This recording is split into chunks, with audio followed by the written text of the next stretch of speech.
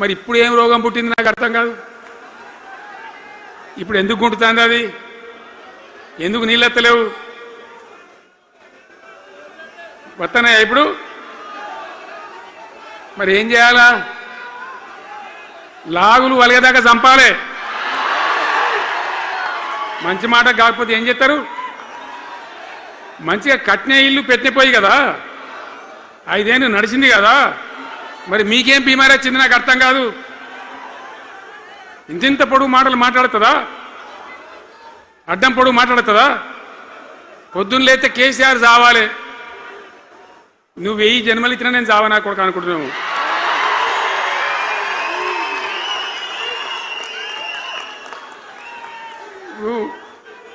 ఉట్టి మీద దాచిపెట్టింది.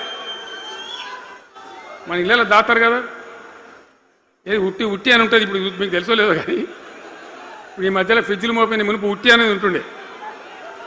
ఎండిపోయిన చేపలోకి నీ రొయ్యలో అబ్బాయి ఉంటే నీ వరుగులు ఉంటే దానిలో పెడుదురు. పిల్లికి అందదా ఉట్టి, కింద కూసుకొని శాపం పెడతా ఉంటుంది. తెగాలే పడాలి, తెగాలే పడాలి. పిల్లి శాపానికి ఉట్టి తెగుతుందా? మరి విధవారు కేసీఆర్ చావాలంటే కేసీఆర్ దత్తడా? మీ దీవెన మీ ఆశీర్వచనం ఉంటే జీవన్ రెడ్డి గారు అన్నాడు, నాకు 75 ఏళ్ళు వచ్చినాయి. జీవన నేను చెప్తున్నా, నాకు కూడా 72 వచ్చినాయి. నీ వెనకనే నేను కూడా లైన్లోనే ఉన్నా. నేను ఒక్కటే మాట చెప్తున్నా,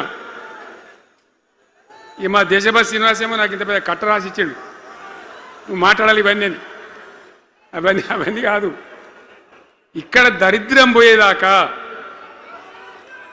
ఇక్కడ టాప్ టు బాటం అన్ని వర్గాల ప్రజలు ఇది మా తెలంగాణ, మేము గర్వంగా బతుకుతాం, సంతోషంగా బతుకుతాం, అన్ని వర్గాల ప్రజలు తలెత్తుకొని వచ్చేదాకా మనం సేవ చేయాల్సిందే, చివరి శ్వాస దాకా కూడా చేయాల్సిందే. తప్పనే తప్పదు. బ్రహ్మాండంగా ముందుకు తీసుకొని పోవాలి. మీరు కూడా నాకు 75 వచ్చింది కాదు, ఇవాళ మీరు 50-25 ఏళ్ళు తగ్గిపోయింది మీ వయసు.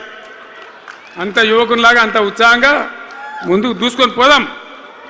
తెలంగాణ ఎట్లా మంచి దాని సంగతి చూద్దాం. ఇప్పుడు అన్నీ ఒక పొదరిల్లాగా చేసినాం. కరెంటు చక్కగా ఉండేనా కేసీఆర్ రాకముందు? కరెంటు ఉండేనా? కేసీఆర్ ఉన్న రోజులు మంచిగా ఉండేనా? మరి మళ్ళీ ఇప్పుడు ఏం రోగం వచ్చే, ఏం బీమారి వచ్చే?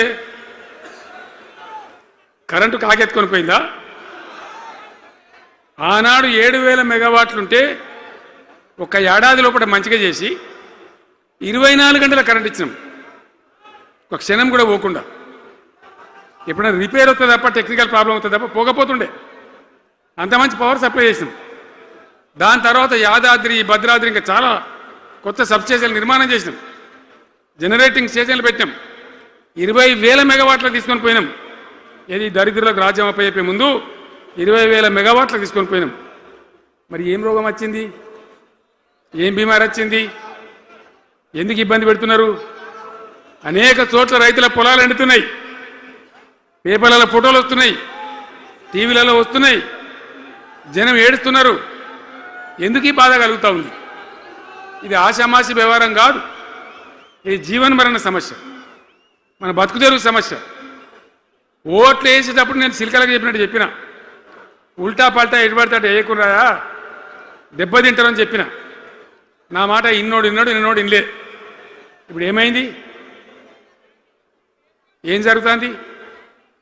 ఆ రోజు నేను చెప్పిన, వీళ్ళు కనుక గెలిస్తే ఈ దుర్మార్గులు, వీళ్ళ గుండె లోపల తడి లేదు, వీళ్ళు రైతు బంధుకు రామ్ రామ్,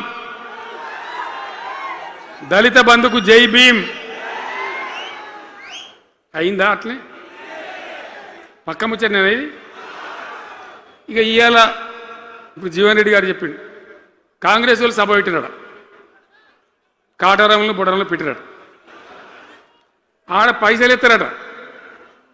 ఇది ఒక్క తేపకేసే రైతు బంధు నెలకొకిస్తా, ఎకరానికా అంటే 2 నెలలకు ఒక ఎకరానికి అంతేనా? 6,000 వేసినాం, మా అంతా సిపాయిలని బొచ్చగొట్టుకుంటారు. ఆనాడు ఎట్లా పడేది రైతు బంధు? 10 రోజుల గ్యాప్లో మొత్తం రైతులకు వచ్చేసింది. టంగ్ టంగ్ మన సెల్ ఫోన్ మోగుతుండే మంచిగా టింగున పోయి బ్యాంకుకి వెళ్ళి తెచ్చుకుంటుండే. ఎక్కడ వాయి మరి ఏం మాట్లాడిండ్రు? ఉరుకుని బ్యాంకులో పోయి 2 లక్షలు 3 లక్షలు లోన్ తెచ్చుకొని తెల్లారే ఆనాడే సంతకం పెడతాం, లోన్లన్నీ మాఫీ అయినాయా?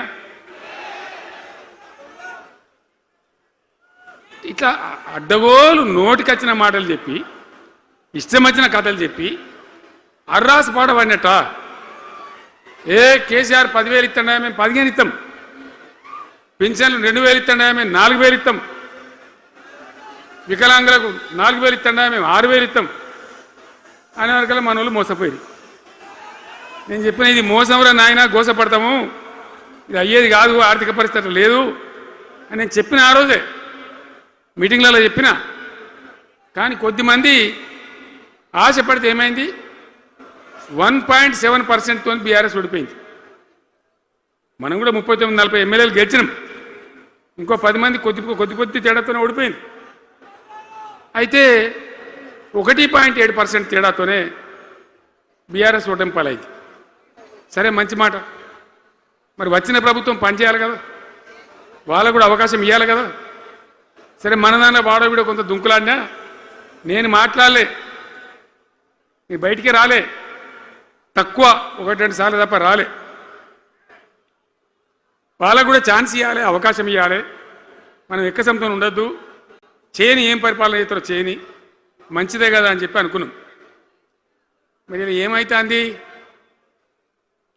ఎక్కడ చూసినా చిల్లర మాటలు తప్ప ఒక్కటంటే ఒక్కటన్నా నిర్మాణాత్మకమైన కార్యక్రమం ఉందా? ఒక్కటన్నా ఏదైనా గొప్ప స్కీమ్ మొదలుపెట్టినరా?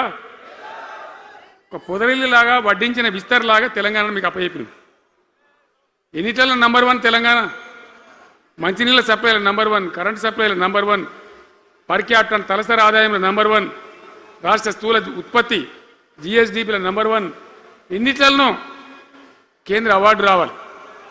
అంత బాగా చేసిన తెలంగాణ 2.5 ఏళ్లలో ఇలా ఎవ్వని మాట్లాడించిన రైతులను మాట్లాడితే గొడవ వైడుతున్నారు. నాశనం అయిపోయింది అన్న, చెడగొట్టుకున్నాం, మా చెప్పుతున్నాం, మేమే కొట్టుకుంటాం ఓటున్న వాళ్ళు కొంతమంది బాధపడి. ఎందుకు? ఎంత మంచిగా కడుపులో చల్లగదలు కూడా రైతులకు ఎట్లుండే, ఎంత బాగుండే. కరెంటుకు బాధ ఉండేనా, నీళ్ళకు బాధ ఉండేనా? యూరియా బస్తాలు ఇయ్యే శాతం అయితే లేదా ఈ ప్రభుత్వానికి? యూరియా బస్తాలు కావాలి రాబోయంటే యాప్ పెట్టినే ఉంటాడు. దుకాణంలో లేకపోతే యాప్లోకి వెళ్తాయా? ఈ దమ్ముంటే తెచ్చి దుకాణంలో పెట్టాలి, కానీ ఆ యాప్లు పట్టుకొని తిరిగితే కాళ్ళకు వాపులు వస్తాయి, బస్తాలు మాత్రం దొరుకుతలేవు. నిజమేనా నేను చెప్పేది? యాడ చూసిన ఎరువు బస్తాలు కూడా శాతం కాదు ఆఖరికి. అంతకుముందు కాంగ్రెస్ గవర్నమెంట్ ఉన్నప్పుడు అట్లే ఉండే, పోలీస్ స్టేషన్లో పెట్టి అమ్మిండ్రు యూరియా బస్తాలు. ఇవాళ మళ్ళా